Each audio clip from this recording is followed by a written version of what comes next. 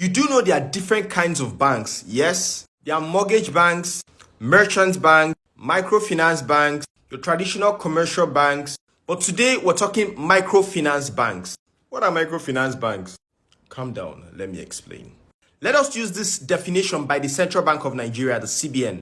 You can read here, it says microfinance banks is any company licensed by the Central Bank of Nigeria to carry on the business of providing financial services such as savings and deposits, loans, domestic funds transfer, and non-financial services to microfinance clients.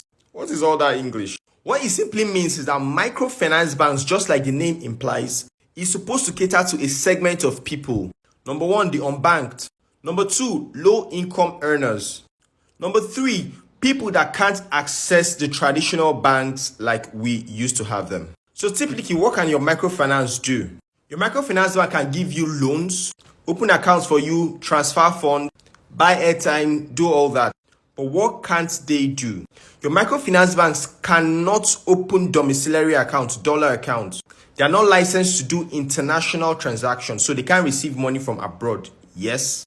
And they do not operate solely on their own. Yes. So all microfinance banks have an account with the proper deposit money banks. So all your microfinance banks have an account. Their main account is with another commercial bank. So yeah, they are like, younger brothers to, commercial banks. Now, what are the categories of microfinance banks? Number one is Unit Microfinance Bank. You can read it up here. A Unit Microfinance Bank can have a location in only one location and to open it, you just need 20 million naira. Number two is a State Microfinance Bank. A State Microfinance Bank can operate in only one state or the FCT.